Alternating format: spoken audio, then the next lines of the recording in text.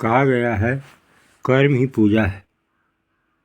लोग धड़ल्ले से बोलते हैं work is worship, duty is God. अच्छी बात है, बोलते हैं, लेकिन इसमें भी और गहराई में उतरना पड़ेगा, इस पर चिंतन करना पड़ेगा, इस पर सोचना और समझना पड़ेगा। सिर्फ कर्म ही पूजा नहीं है। कर्म करने के लिए ज्ञान जरूरी है। बगैर ज्ञान के सही कर्म आपसे नहीं हो सकता है। और जब सही कर्म नहीं होगा तो पूजा कैसे हुआ? पूजा तो सही कर्म है, सदकर्म है। इसलिए सद्ज्ञान की जरूरत है। इसलिए एक सूत्र है, सदकर्म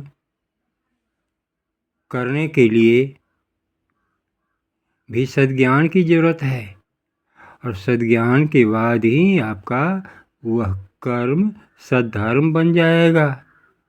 यदि आप कर्म कर रहे हैं तो कर्म तो दो प्रकार के हो जाते हैं, कुकर्म और सुकर्म। सुकर्म कर रहे हैं तो ठीक है, ज्ञान से हो रहा है, संस्कार से हो रहा है, माता पिता के आशीर्वाद से हो रहा है। लेकिन कुकर्म कर रहे हैं, इसका मतलब आपके पास कुसंस्कार है, कुशिक्षा है,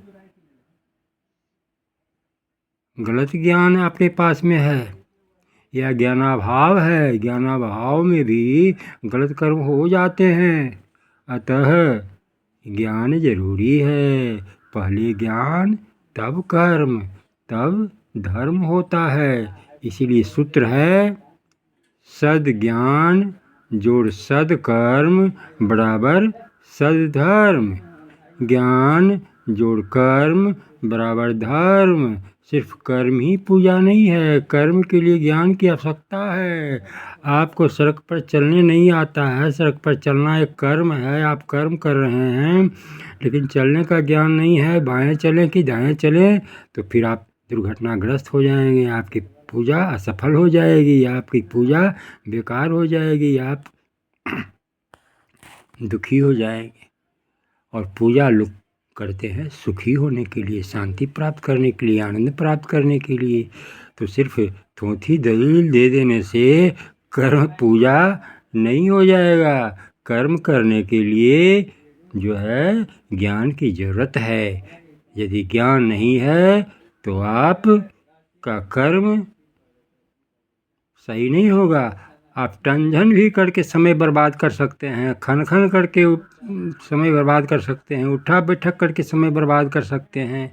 कर्म तो जितना क्रिया है जिसमें ना लगा हुआ है सब कर्म है। उठना बैठना, खाना पीना, हंसना रोना, आना जाना, टंझन करना, है बक बक बोलना, व्यर्थ बोलना, वाचाल होना, सब कर्म है। तो क्या सभी धर्म है?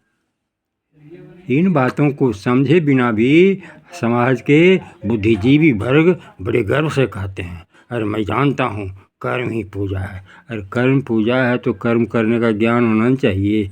ज्ञान ही तो ग्रहण करना आवश्यक है। मनुष्य होकर ज्ञान नहीं है तो कर्म कैसे तुम्हारे अच्छे होंगे, और फिर वह धर्म कैसे बनेगा?